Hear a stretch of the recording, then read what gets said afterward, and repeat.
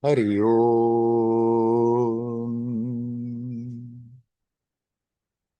Hari Om.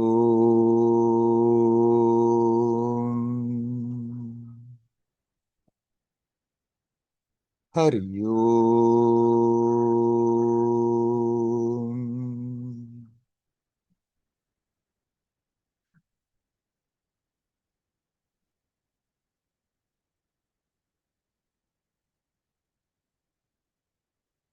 Hello, my friends. Why have we come here in this world?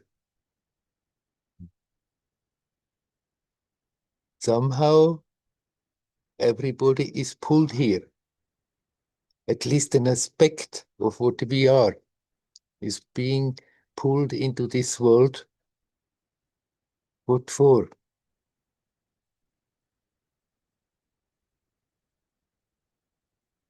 That essential being is not incarnating. It's just projecting an aspect into this time-space.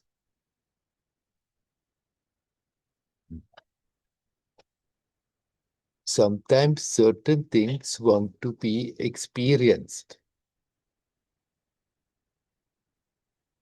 Learning the lesson not simply theoretically, but living through it.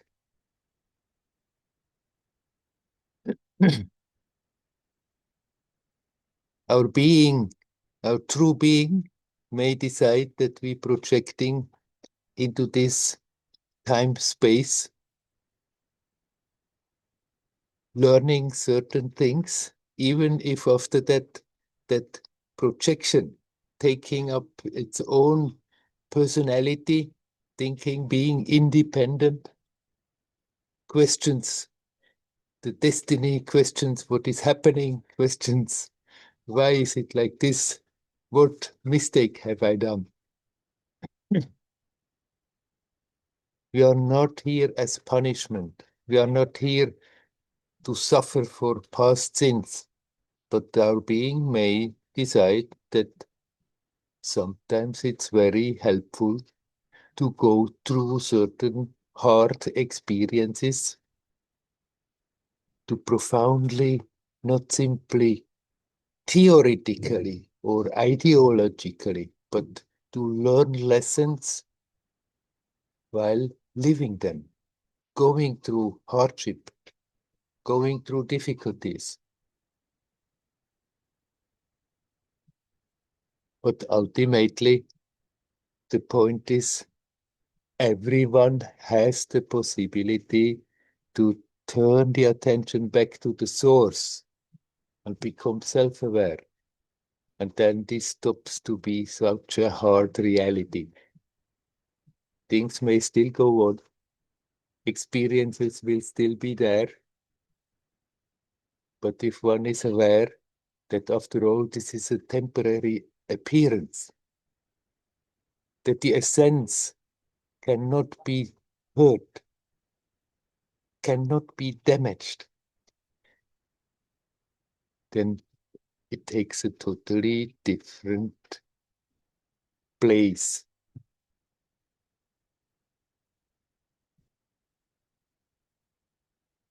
One is not more so easily overwhelmed by circumstances.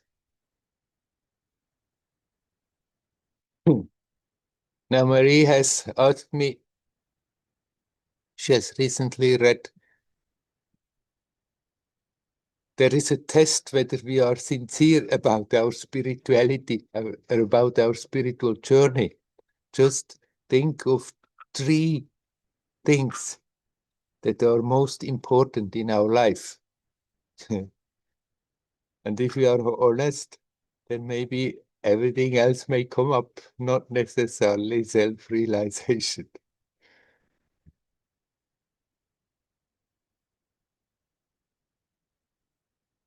Don't get disappointed if that is happening. Then, okay, there are certain things I have to go through.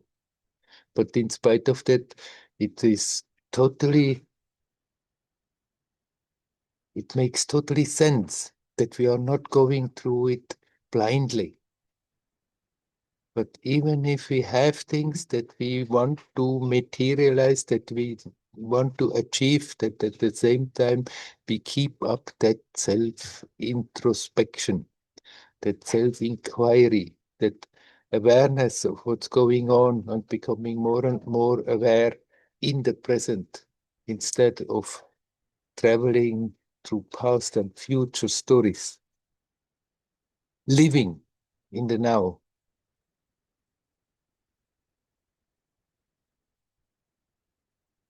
Marie said, but it seems that somewhere one really has to take that plunge where there is nothing else. That may be so, but we cannot artificially do that. And there is not a mistake in going through things. After all, that was part of the reason why we came here, experiencing certain things, but we can experience those blindly and go through them half asleep. And then it's usually very hard and painful.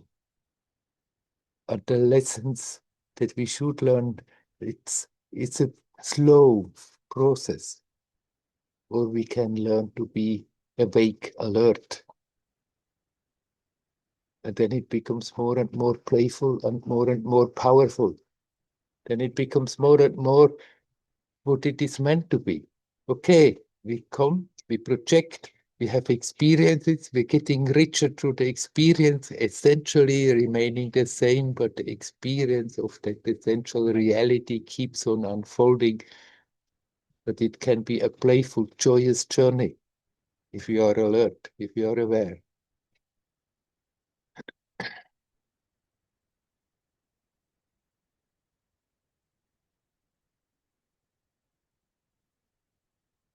And some people go all the way without ever thinking, now I'm making that final plunge.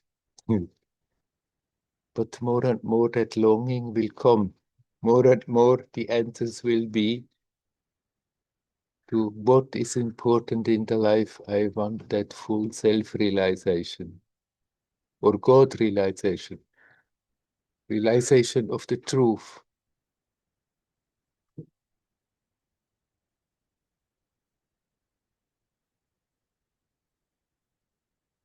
That is what matters.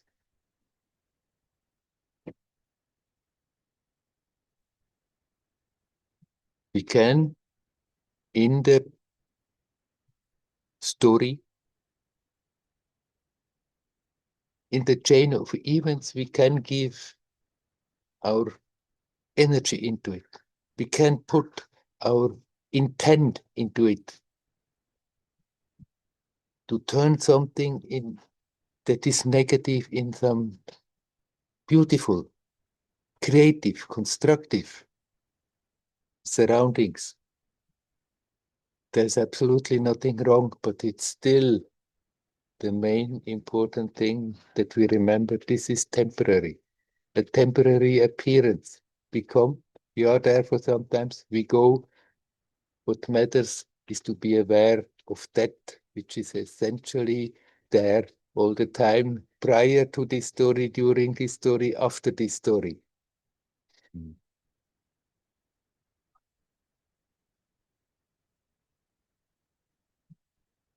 Sometimes we forget about it, and then it's good to remind oneself, hey, don't take yourself, don't take the circumstances so serious.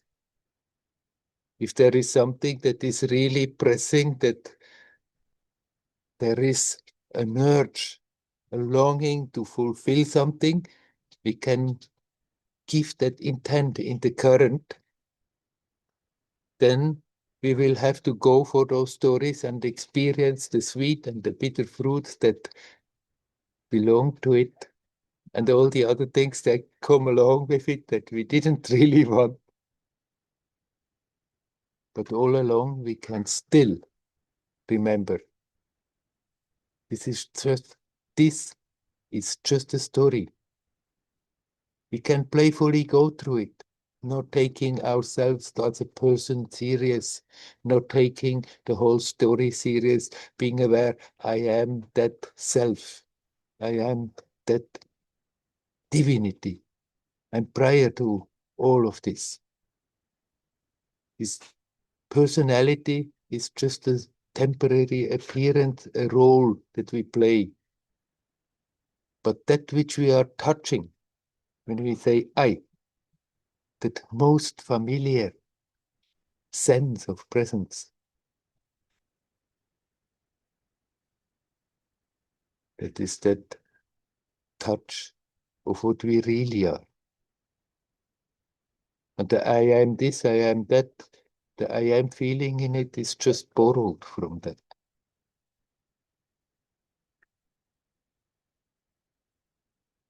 We can contribute that that plunge is happening by reminding ourselves. Or we can just refuse to be alert and go on and on and on, repeating the same stories over and over. Eventually, the lessons will be learned. Eventually, the purpose will be fulfilled. It just can take a lot longer and be much more painful.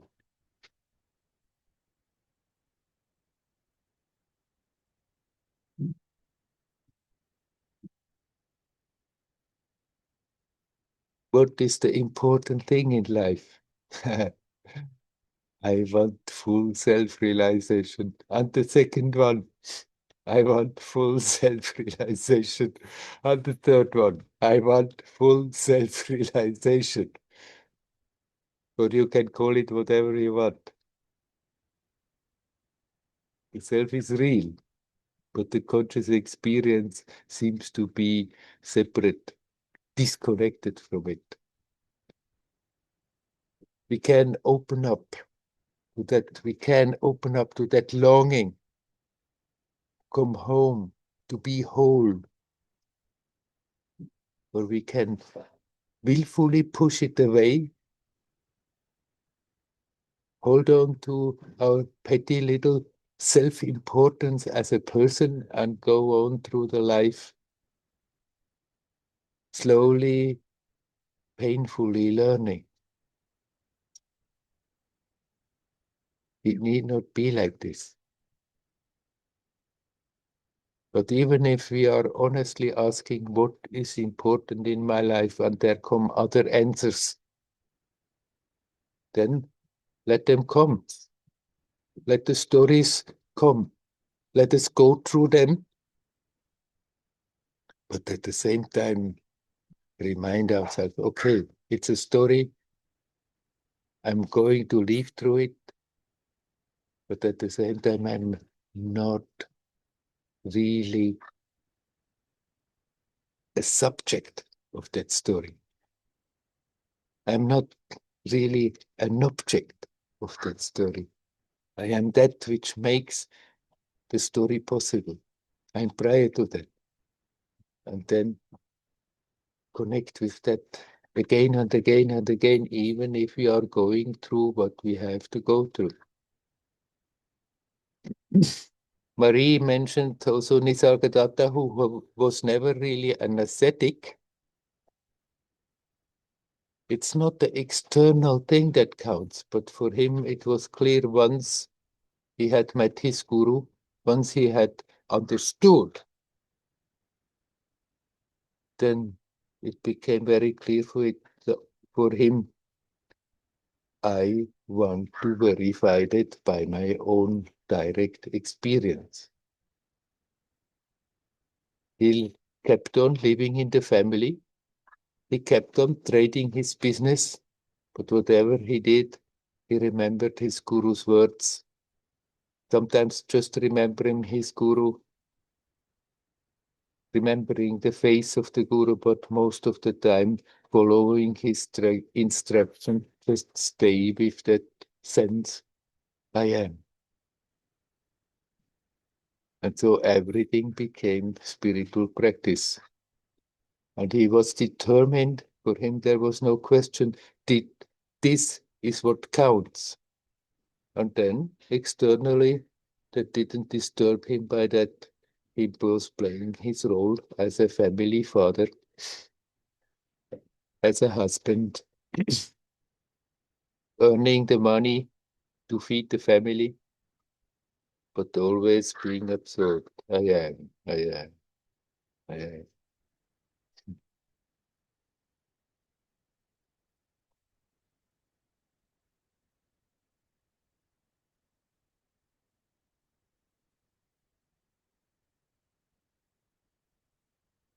If one feels like becoming an ascetic, if one feels that it is really that which is right, by all means, become an ascetic. But it's not the only way to go about it. What counts is that inner determination.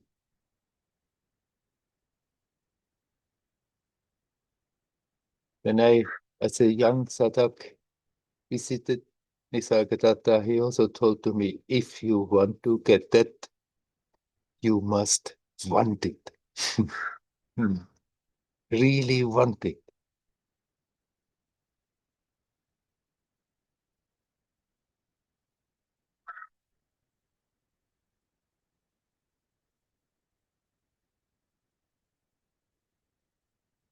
The mistake that I did then in the early years, I really wanted it.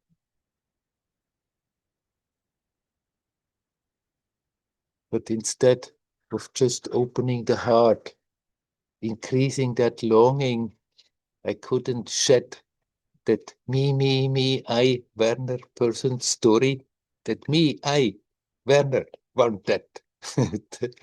Holding on to that personality, thinking that that realization is just sort of a great improvement of that me. But it is not the case. We have to let that identification go that makes us feel that we are a separate personality. Not the me, I want self-realization amongst all the others that are not realized.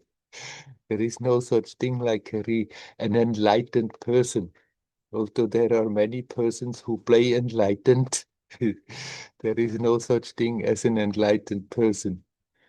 The enlightenment means I become aware that person is just a role. There is no separation. There's not me or the others. All is that one divinity, that play of that same divinity. There cannot be a competition. Amongst sadhaks, there is always a competition. But there cannot really be a competition in that. It's not the business, it's not the sport, it's not the first, the second, the third one.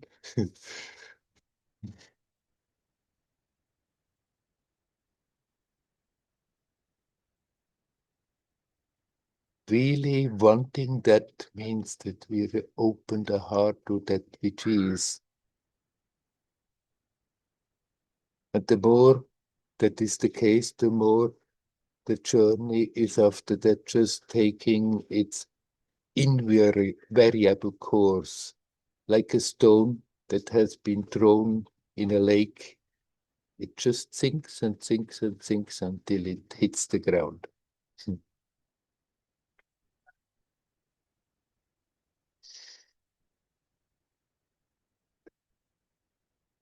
It's very useful to remember, to remind ourselves what am I here for? I may have certain things that I want to achieve in my story. So what? Let them be there. Maybe it works, maybe it doesn't work. It is not important. What is important is that I remember I'm so much more than this personality. This personality is just a temporary, momentary role. But I am, prior to that, I am that which makes the experience possible. And reminding ourselves helps us to get the proportions clear. not to take things too serious, to really put the energy, the attention where it's worth, to bring that attention back home to its source. And then everybody has their own story, their own development. We can get inspired by others, but never imitate others thinking, their story is a good one. Let that own unique story unroll itself. But remind ourselves, connect, connect, connect, don't forget. And when the forgetting was there again for a long time, I become aware, but it's already past. Simply connect. Not wasting the time, dwelling on all the time that has passed without consciously connecting. Okay, okay, it's already past, but now I remember, now I connect. Categorically do that, and that longing becomes more and more sincere all by itself and will lead us home, back home to reality, to that which is.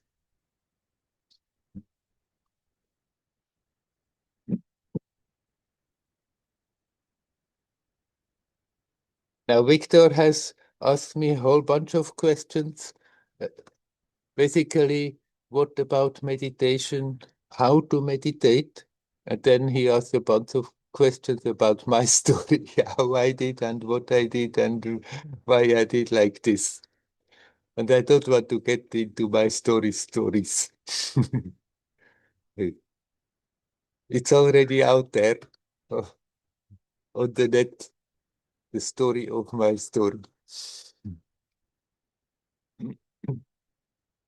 But how to meditate? Usually when somebody asks me this question, how to meditate, I ask, are you already meditating? What are you doing? And when people tell me what they are doing and they feel, yes, it's good, it helps them, then my answer invariably will be, yes, great, continue with the same.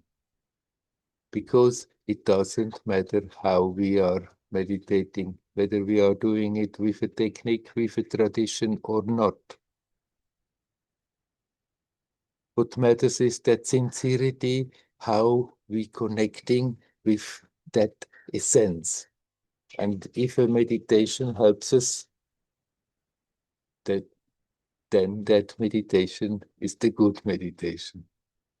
So to the question, how how to meditate, choose that which comes natural. You have certainly heard about this practice, about that practice.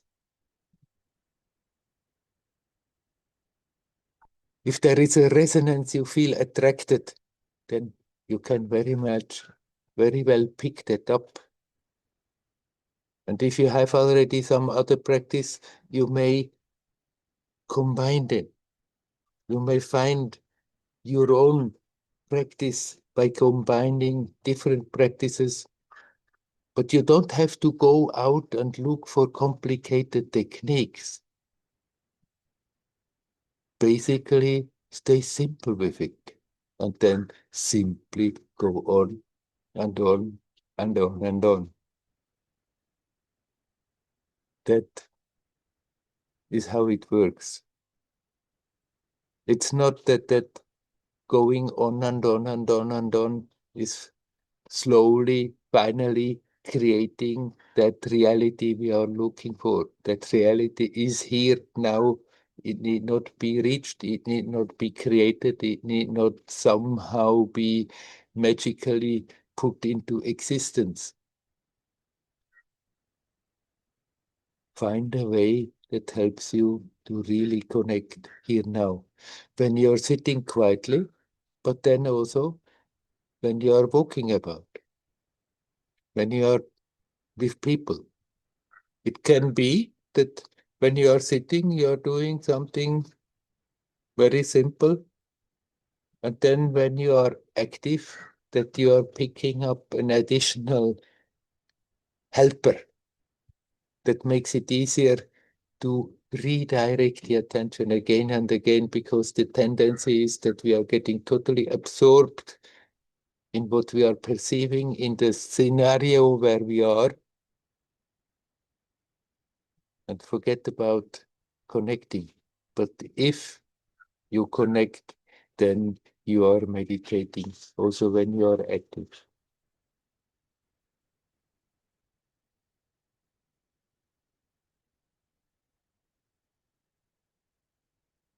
What I'm talking about again and again, because it's very simple and very effective, and it's the thing I like. If you don't have anything, any practice that you are regularly doing, then just sit quietly and breathe consciously and relax as good as you can.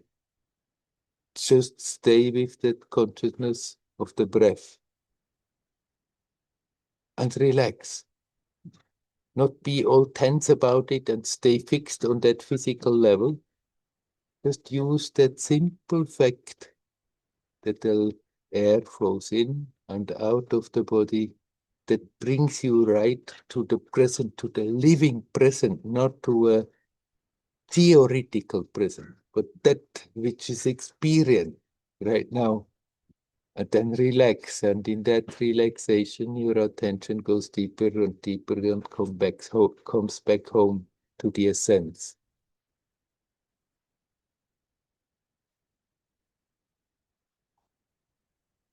If you have already another practice, another technique, and you feel the technique is good, it may also be possible that you simply connect it with being aware of the breath. That can very well be done. Choose that which comes natural.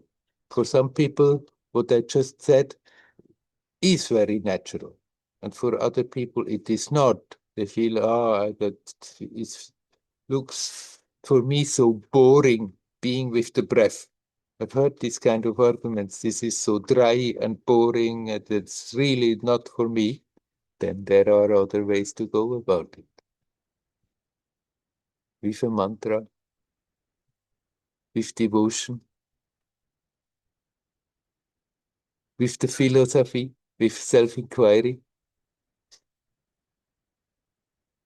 We find our way to go about it. Ultimately, everybody is creating their own path, their own yoga as we are going along. Even if we are following in a trodden path where already many people have practiced a certain technique, a certain way to go about it to help to bring the attention back to the essence.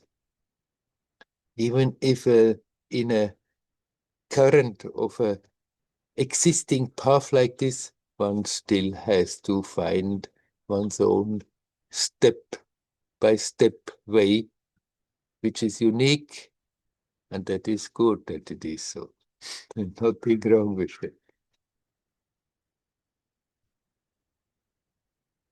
Okay, now I'm leaving this subject, and I'm asking you, my friends, who are here present, is there anyone who would like to say something? You're welcome to come in. Hi, Werner. It's Ravi. Hello, Ravi. So you mentioned before that, like in your younger days, you weren't kind of focusing on opening the heart and in connecting to that longing. So I think you've also said that in the past. I think they're connected. Can you talk a little bit about that? How is it that longing increases the more we practice? Is that what's necessary to connect? And then the longing is a consequence of that, a follow on? Not necessarily. or it depends what you mean by practicing. You can do a very disciplined, lot of practice, but actually somehow do it very from the mental perspective. That maybe I have to do that, I have to practice, and I'm doing it disciplined, but not really touching the heart too much, not really opening the heart too much. Calculating that I'm practicing, and then the more I practice, the more I get out of it. But it doesn't work like that. We cannot do business with reality. So, but of course, if one feels like practicing a lot, then a lot of practice gives us a lot of opportunity to remember what is important and to really connect.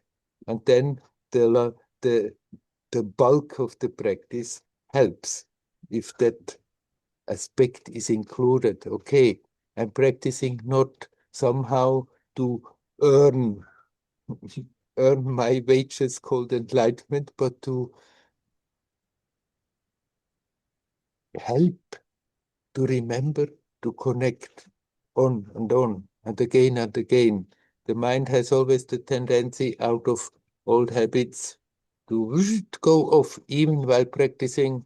At the same time we practice and the mind goes around and builds castles and is in stories of the past or the future.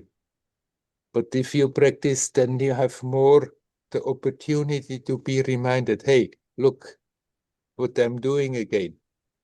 It is that sincerity with which we are calling the attention back and at least attempting to consciously connect that helps us to increase that longing. Mainly. Okay. Thank you, Werner. Can we leave it at that? You're welcome. Yes. Thank you. Hari-Om, Hari-Om. Hurry on. Is there anybody else who would like to come in?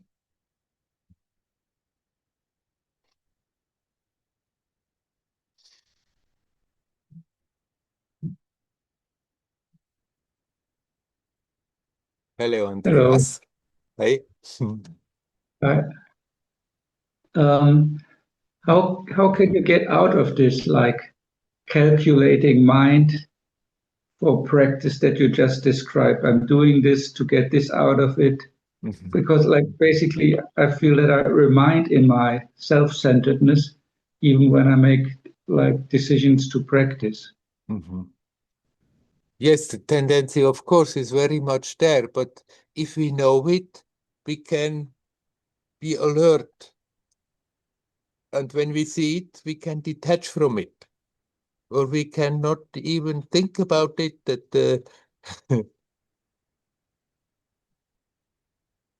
that actually I'm still doing it just exactly the same thing, even when I practice it. Not wanting to see it. The very fact that you wonder, that you ask the question, is already the way to disconnect. That you don't want to hold on to that me, want to achieve something. The very fact that you know, okay, that danger is there, then that can help us. We can remind ourselves to be alert. And when that thing is lifting its head, then we just step a step back. Oh, there it is again, going again for the same thing. I see you. I'm not more fooled by you. Let the mechanism come if it has to. See what it is really doing, that instead of relaxing and opening, it creates more tensions. See the, experience those tensions physically, energetically, and learn to relax. And in that relaxation, that tendency slowly, simply evaporates. That me, I want to get something, want to achieve, want to get the wages for my work that I'm doing, that is always connected with tension. So it's important to have a sense of ease when you practice. Well, we can learn it. Most of the time, it doesn't come so easily in the beginning. That ease, that if somebody is not used to practice, then it's usually, oh, I have to make an effort every day again to go for it. But we can contribute that ease comes. Not simply, some people also, they practice, I just want to enjoy, and be feeling momentarily a bit happy, and then making it again in another entertainment instead of really going for it. So it's not a question that you have to learn to really enjoy your practice, like you go out for an excitement and enjoy that excitement. But yes, that you can open up to feel more at ease, not as a poor little me who has to do all that spiritual work here. But yes, I'm coming home, relaxing, letting go, letting the attention sinks back. And then it does happen that you do enjoy your practice, but it's not an objective. It's not that it becomes some kind of a goal of practicing, that I'm enjoying my practice. But the more you feel at ease, the more you feel at peace, the more that joyousness of existence comes to the surface, and then that is also experienced, that the practice becomes joyous, that you can enjoy the practice. It just happens by the way. I understand you in the way that, I mean, if I put it in my own words, that you have to find a middle way between like pushing you for just because you think you get something out of it and being lazy, just like doing what's the easiest thing. And so sometimes putting effort into it and some, but not like with such a gaining mind, like Chögyam Trungpa's spiritual materialism. Yes, exactly. That the effort sometimes may be needed because the old habit rather wants to prevent us from doing so, and somehow we have to break through that habit, sometimes with a bit effort, not in order to be worthy to get rewarded, simply because it makes total sense that we are not going on in the old way of functioning, that we are willfully and violently pushing the attention away from truth, but rather doing things in such a way that it makes it easier to connect and to relax. So it is sort of a middle path, you can say, and everybody has to find for themselves how much does it make sense to put an effort in it, how much does it make sense to rather, hey, come on, cool down a little, relax a bit more. And between the two of this, one finds one way. And this can also be different, that at periods you find, okay, it's time to really go for a lot of practice, and then take it in your stride, that it will be an effort for some time, knowing that it can help you to become more clear, to get more insight, to become more aware what's going on, knowing that you do it for some time to overcome that old habitual thing that wants to pull the attention away from it. And then you come out of that period and you relax again more. But that sincerity that you put into it still continues. And while relaxing, you may go even deeper than when having made efforts. Yeah, I feel relaxing is very important for me. And Yes, opening down. yes.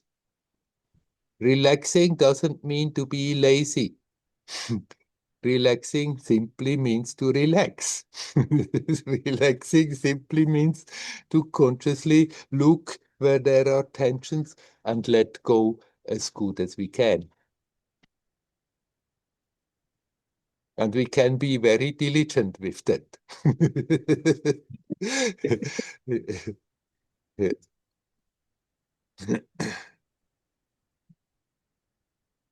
Can I ask something else Sure. regarding to the introduction that you gave? Yeah.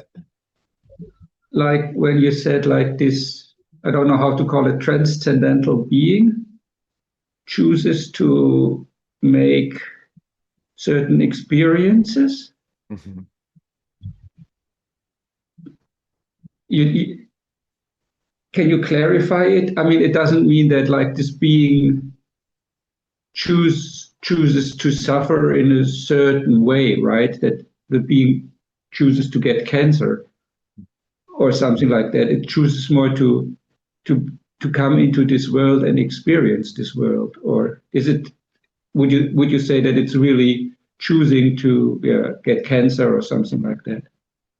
Well, I cannot say this is a general rule because, of course, it can happen that certain basic choices are there, and then in the development, it may turn out this way or that way. It could happen that a being even thinks, okay, I'm going through that, and I'm even going to experience that disease, cancer. But that doesn't mean everybody who has cancer, they have chosen to do so.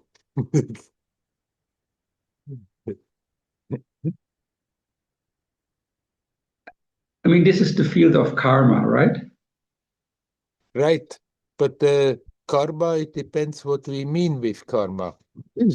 So there is that basic blueprint there when a being comes in this world, what is a great probability how it is developing.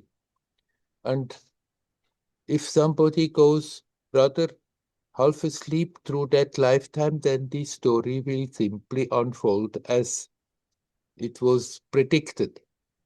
Sometimes by strong external influences, it may still vary a little, but basically it's very predictable. But if that being starts to look back to the essence, to that which makes the experience possible, then those probabilities, they may change tremendously. That the original story that was there as a probability may be totally changed. But there's an influence of external influences, right? It's not that like we choose completely, like this being chooses completely to have this or that or No, but the external influences are there. As, uh, as long as that projection is into this time space, then there are its own laws there also. And so there are influences, and then it depends the alertness of the being, how much I'm just a mindless subject of the circumstances, or how much I'm capable, in spite of unfavorable circumstances, to connect. And the more you do that, the less you are a victim of the situation, the less the external influence can really touch you. could you say that it's like how you relate to the experiences or the circumstances? That's the important thing. That's certainly a great help. The important thing is to turn the attention back to that sense, to that sense of presence, to that which makes the experience possible. But if we learn to rather deal in a detached way,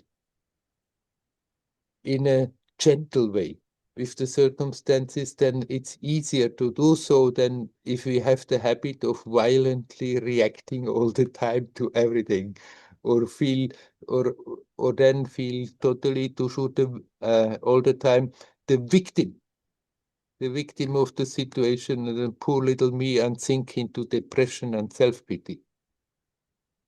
There we can change something. Yeah. I mean, I have difficulties in my daily life to remind myself of that, to really connect to the source.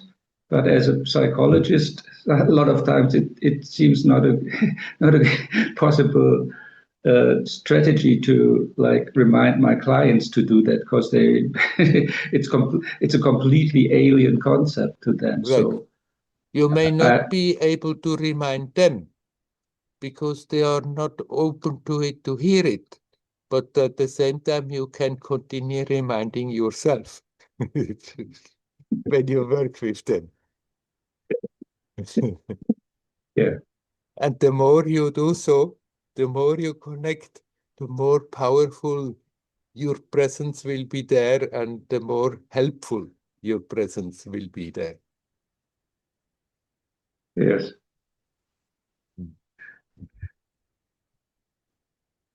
Yes, sometimes it's yeah, it's complete. People, a lot of people that I talk to are very materialistic, and it's a complete loss to open them to something else. Right. This is just the case. And if you see, when you work with people, they are totally in that framework, that mental framework. There is absolutely no point in trying to contradict them. Then you, with your talk, with your therapy, with what you are doing, you go on their level, that they are opening their heart, and you somehow can transmit something. But you cannot tell them, you connect with the source and don't take this so serious. Yeah, I never even had the idea to try that with some people, because it's like obvious that it Right. won't work. But you can continue doing so, even if you are working with those people. Yeah. Right. Okay. Okay. Hari Om. Thank you. Hari Om. Mario. Is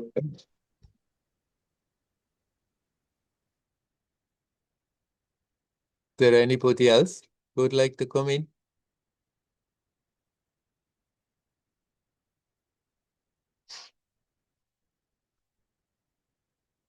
Hello, Werner. Hello, Nelly. I want to say something and share something regarding to what you said about meditation and some practices. I feel a lot of inspiration about that. And I want to share that before I felt a lot of difficulties in meditation, and took it like this is a hard work. Right. Right. Had many doubts, and now I see it is much more easy for me, and I feel joy from this.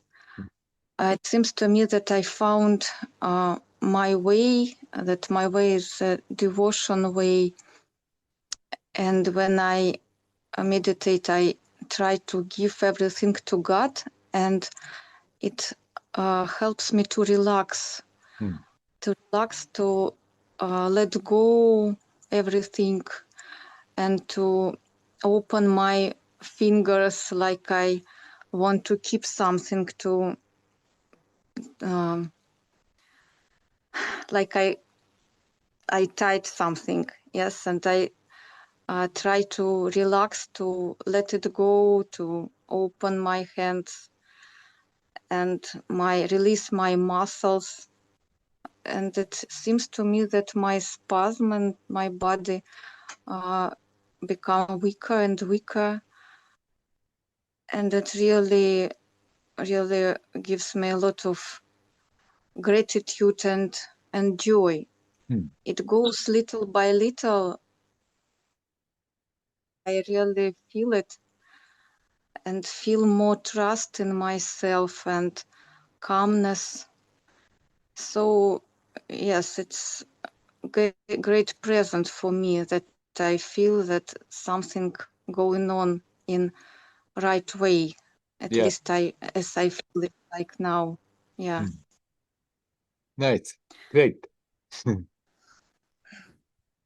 Yeah. Yes. Thank you, Werner. You talked about these 3 ways, but now I feel it more clear that this is really, that suits me very, very much. Yeah. Oh, wonderful. Then continue like that.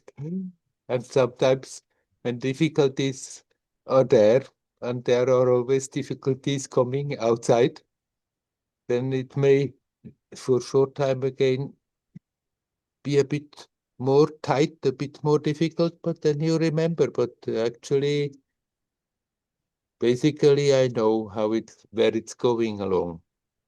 And then even in difficult situations, more and more it becomes possible to be in that same meditative state and connect no matter what we are doing, no matter what is happening. Yes. Yes. I see how it helps me so much to relax, like I flow in God's energy, like in some in His kind power and loving and trust and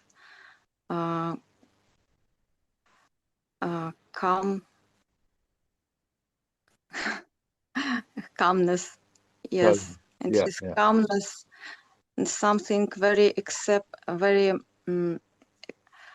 who accepts me what I am anyway, whatever happens. Yes, and relax in it. So I feel myself very safety. Yes. Yeah, So yeah. it's really, it helps so much. Thank you. Good. Sounds wonderful. Continue like that. Much. Hari Om. Hari Om, Hari Om.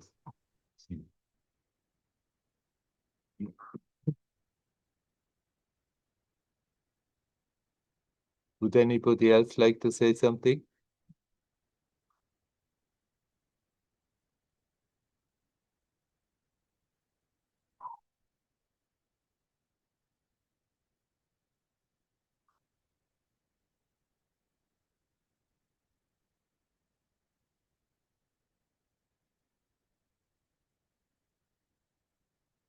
Somehow or other, we just have to deal with that paradox. That paradox that on one hand, you are already that divinity. Nothing can be done to become that. You are already that. There can be no effort to become that. You are already that. All this on one hand, and on the other hand, somehow the experience of it is not coming forth. So somehow I have to do something about it. One hand, you cannot do something about it, and on the other hand, you have to do something about it. Because the probability is very high if we don't do something about it, then it just goes on and on the same level, repeating itself. The stories, the external circumstances change a little, but the whole mechanisms of those patterns that manifesting, they keep on repeating and repeating and repeating.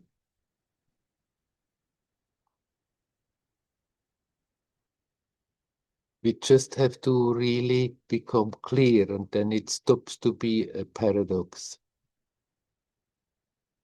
The efforts we are making, they are not for gaining something. The efforts we are making is to overcome those influences that tries to pull the attention further away from being consciously one with that essence. We are never separate from that. We cannot be. Without that, nothing would be happening. There would be no experience, no thoughts, no emotions, no sense perceptions. There would be simply nothing.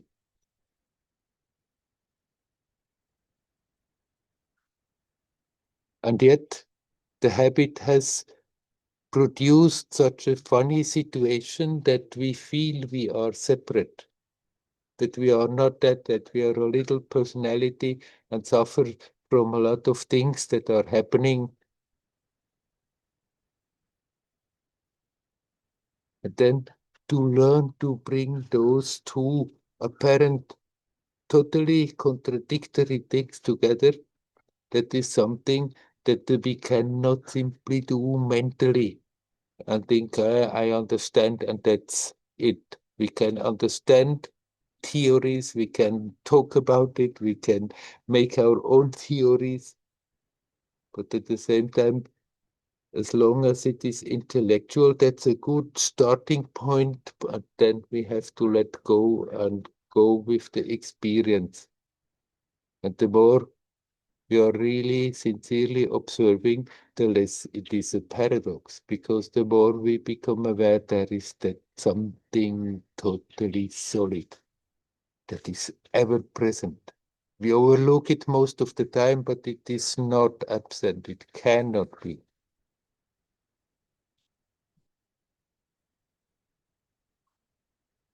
And on the other hand, things are continuously changing, clashing, being harmonious, clashing, being harmonious. Nothing stays the same. It's changing all the time. That we learn to understand that we don't have to somehow change those things. We can play with it, we can put our intent in it, but what matters is that we somehow learn to bring the attention back to that changeless, that rock solid essence.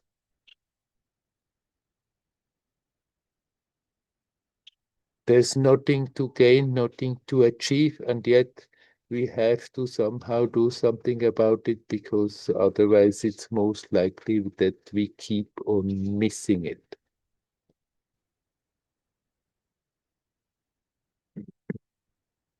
And everyone who is really sincerely going about that is really fulfilling the purpose of their existence in this time-space world, in this magic show, in this time-space continuum.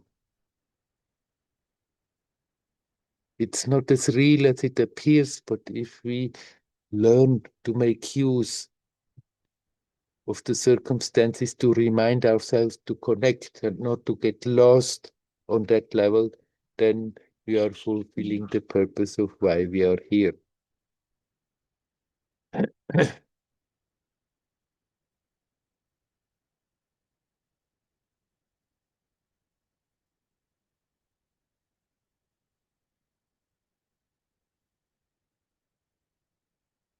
Ramana Maharshi kept on telling people, hey, remember, do your inquiry, do your practice.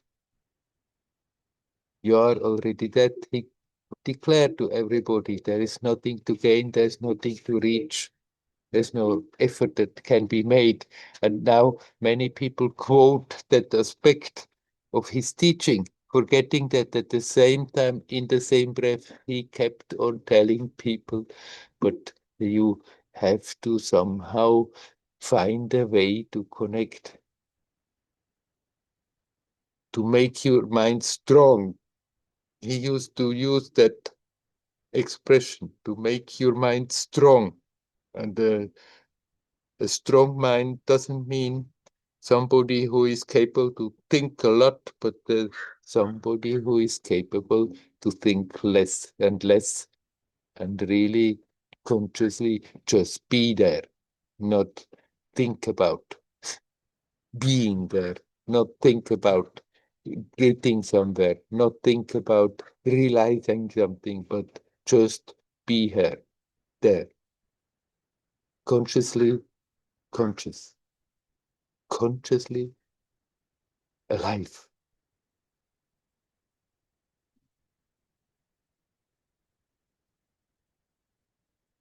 So those who quote Ramana Maharshi and with that aspect that he says you need not make an effort, they should also remember that he said, but you have to make an effort all the time to overcome those vasanas that pull you away. Not as a moral rule, not because you have to become a good boy or a good girl to get a reward. No, simply because those tendencies that pull the attention always away from that, they are the source of our suffering. The more we feel disconnected from that reality, the more we are prone to suffer.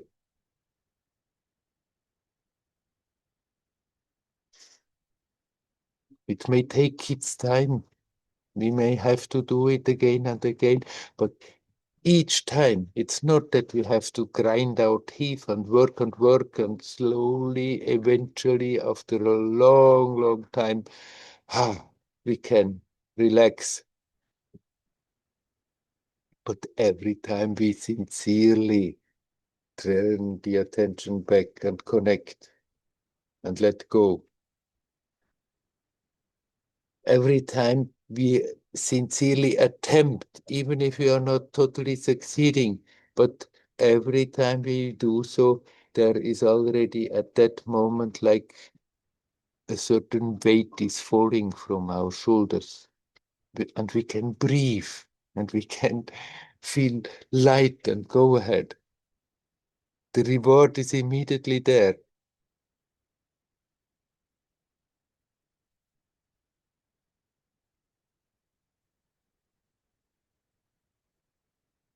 Okay, I'm asking again.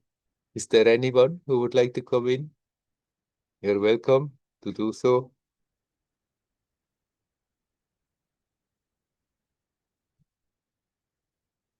From Marie, can you please? I have to open it again.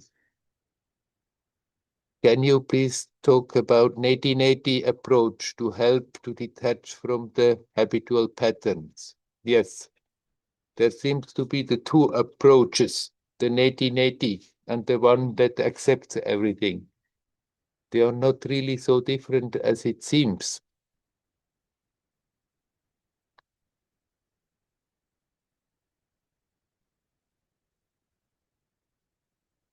The 1880 approach simply puts the emphasis of not identifying with anything. Because I'm not the body, I'm not the mind, I'm not the emotions, I'm not this, I'm not that. When there are difficulties, that the one continues to disconnect by, okay, there is a reaction, I'm not this reaction. I'm not this person, I'm not this reaction. And by doing this constantly, one can learn to detach more and more from everything that tries to keep that experience of being separate alive or wants to make it stronger.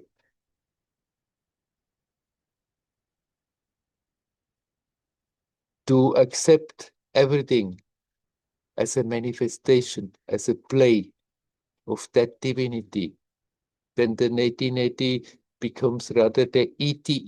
Everything is that. But basically, it's doing the same thing. On the mental level, the mechanism is slightly different. By 1880, you cut off, you disconnect by telling, I'm not that, I'm not that. I'm not simply that. It's not really the whole truth. But that telling oneself, not that, not this, not that, then eventually there is nothing left if we can really let go. But if you are doing the opposite, that we accept everything as God's play, that we are accepting our own weaknesses that we are confronting also as God's play, that we accepting the aggression that comes from the other person also as God's play, that also helps us to let go of our usual reactions. Whether it's 1980, whether it's ET, the job is always to really let go, not to hold on. And in many situations, we may feel so totally justified.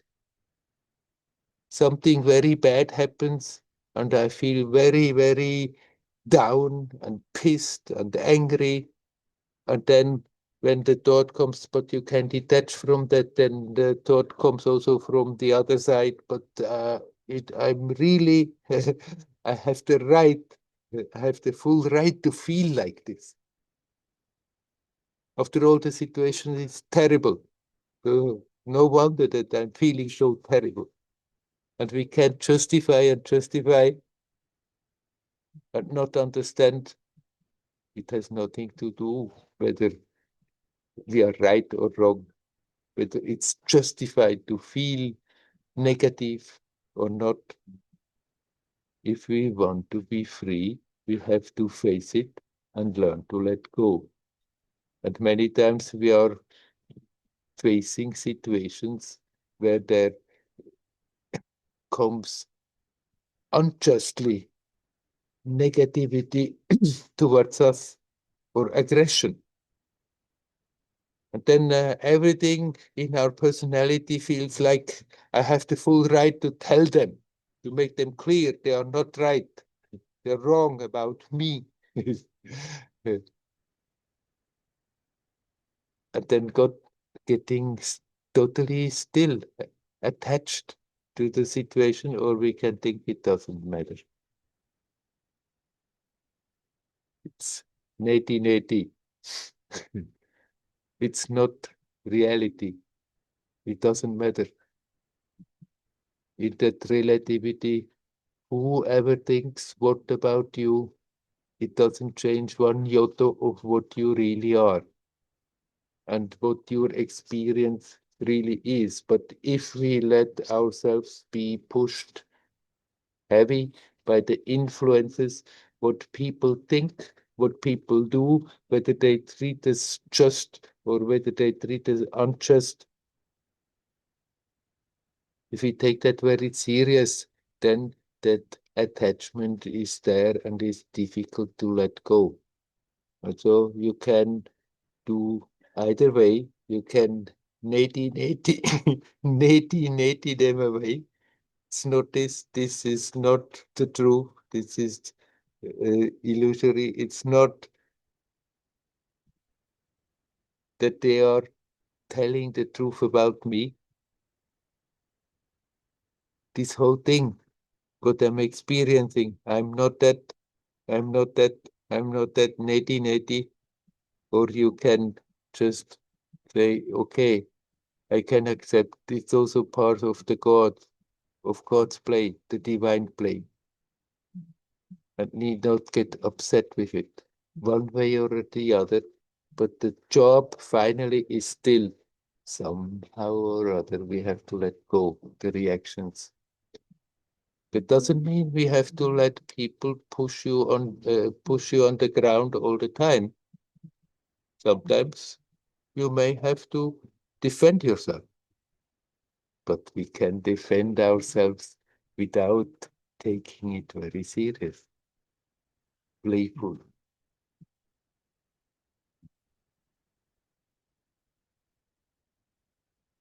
Okay. Is there anybody else who would like to say something?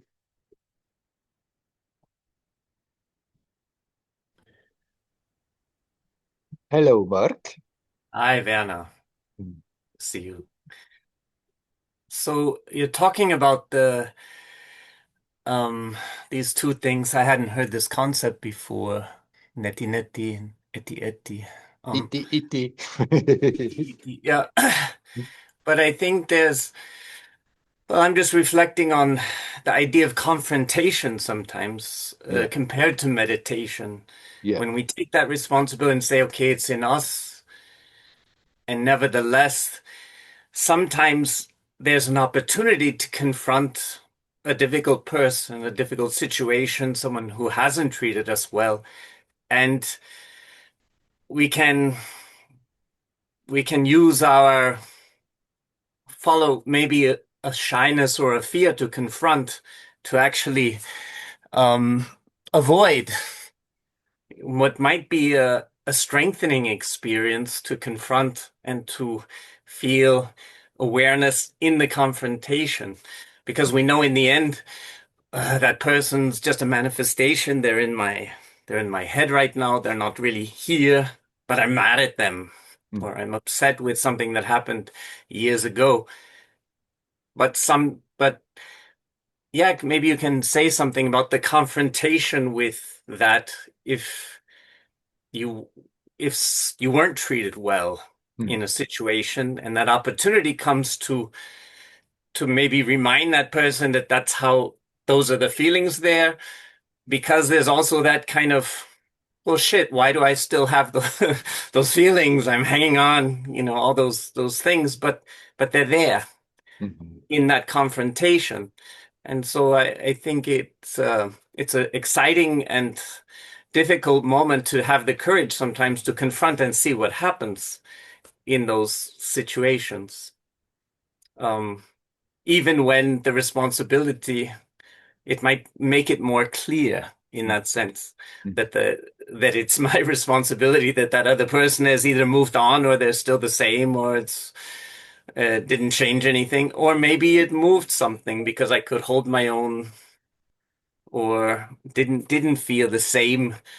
It moved something, right? Yeah. It moved energy. So maybe you can say something about not, in life, sometimes just the confrontation compared to just the relaxing part of it. Yeah. Well, the crucial factor in what you are talking about is that you consciously do it. That it's not that you somehow meet that person and then the old anger comes and you get overwhelmed and because there is not much constructive stuff coming out. But if you feel, okay, I'm ready to confront that person and make my situation clear, and then you feel that helps you to let go of the situation, then why not? It can backfire that an argument issues and you lose it and you forget about it, and then you have that again new stuff that you have to detach from. But if you feel, I mean, it's about detaching, letting go. And even if a person has very badly treated us, and I can see that, and I can accept that that's part of that story, but I'm capable of just watching what kind of emotions still come, but I can learn to relax that and then they disappear. Then we don't need to confront because it's gone. It's not more a problem. But if it keeps on nagging and then the thought comes, if I could talk to that person, then that may detach and remove a bit of the tension that is there. That can be true. And then it's still that we have to look at it and learn to let go. It's always finally our own stuff. It's not that it's his stuff, and if he somehow agrees and accepts that they were wrong, then I'm fine, because what I'm holding on to that troubles me is my story. Sometimes, if you consciously do that, talk to somebody, that can be a relaxation. But it may also happen that it's the opposite. And then in the heat of the moment, we forget again about what it is all about, why we have come to confront, and get even more pissed than before. So, yes, it can, but I wouldn't recommend that is the general way to solve the situation. No. Yeah, thank you. I think more when the opportunity is there to connect to that person, and that feeling arises from maybe an old story, and then to watch that and not avoid it, Yes. if it's there in that sense. When those relationships are still continuing, but that older story or older pattern is still a part somehow of the emotional language. Yes. And then within the connection, it starts to maybe go into that feeling where you're not feeling well treated, or something is said, and to speak up, to have and to be aware and not let it fall into this, oh, it goes like that, but I'll just relax and stay silent. I mean, that's an option if you can, but sometimes it's also just important to protect somehow the space there, and not let the old pattern, the vulnerability, over become again in the old pain, or the old Right. the old interpretation. Sorry. The No, difference is that if we are capable of just relaxing and letting it go, then nothing needs to be healed. But if we are not speaking up because we don't have the courage, because it needs also guts then for the confrontation.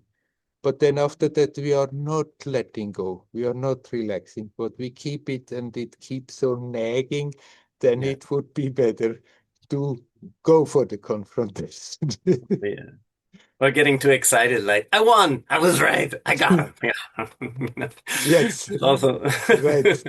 It's not about that. It's about finding peace, letting go of the situation. yeah, no, But you're right. Sometimes just to have the courage for the confrontation can be helpful. yeah. Thank Yes. you.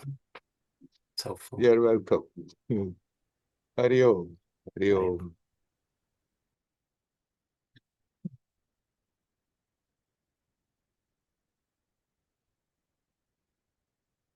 Finally, it's always about ourselves. It's not that we have to go around, try to change others. Sometimes, if somebody misbehaves, it's perfectly valid that we point it out and say, hey, look. And then they may accept it and may change, or they may not. But what is really keeping us from being natural, at ease, at peace, is our own reactions to the situations. And that is always the first we have to look at. And then, if in the situations like what Mark was pointing out, sometimes it may be helpful to go and confront. It can. If we consciously do that, if we know, if we remember the purpose, I'm doing that in order to somehow let the tension that is still hooked into it come out to the surface, that it becomes easier to let it go. But at the end, it's always our job.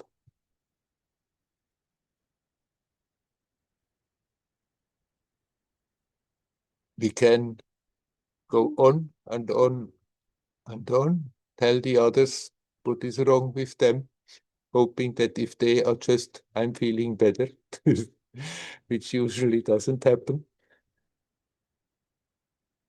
Or we can accept that actually I'm feeling not good about situations because I'm holding on to reactions that have been there, that made me feel bad, and I don't let them go.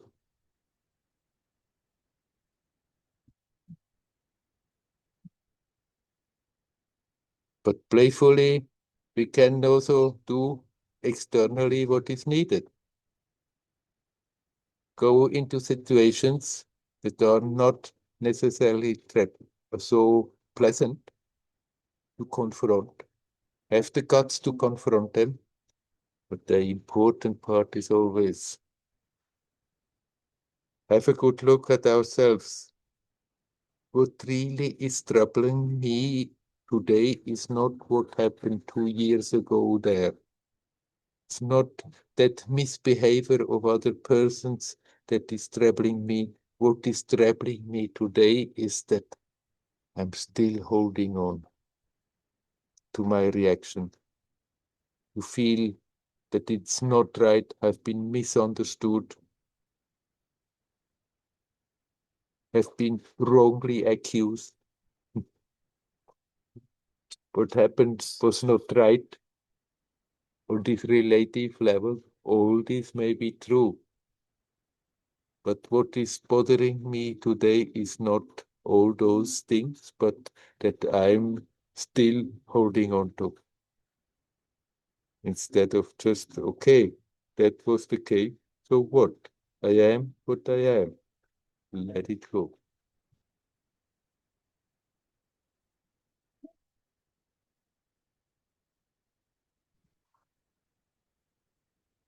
That's the lot of the spiritual practitioner, of the spiritual seeker,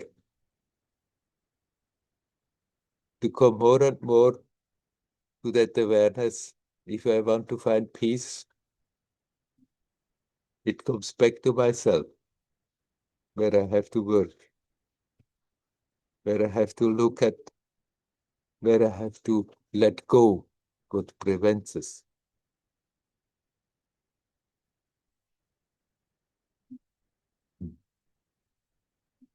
We are already that. We have keep so many things on top of that pure natural experience that prevent us from being aware that it is so. Once having understood that, then we understand, okay, I have to just remove those things to come back to be natural, to be in that divine natural state. That is the job. And of course, since we are living with people, there is a lot of opportunity of to and fro and emotional exchange.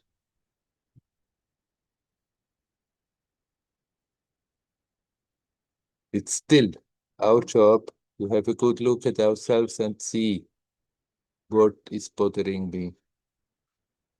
Sometimes saying no, sometimes maybe bang on the table and say, this is not possible, I'm up to here and no further.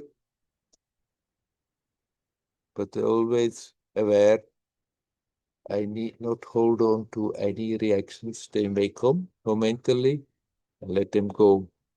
and become more and more that which I always have been, unblemished by letting layers, putting layers and layers and layers of emotional stuff that we not digest but hold on to. For it's I, myself, that prevents me from being back home in my natural state. I have to have a good look at what I'm doing. And sometimes things come, we deal with them, they go. Sometimes we are not quite aware that we're holding on to, and it stays and it festers and it nags and for a long time. Externally, we may change the situations, we may go for confrontations, but what ultimately, finally counts is that we really see and acknowledge I have been holding on to a grudge. And it's that feels bad even after a long time. And somehow or other have to see that and learn to let it go and be free. Free, home, back in my natural state. I wish you all well. Hari Om. Hari Om. Hari Om.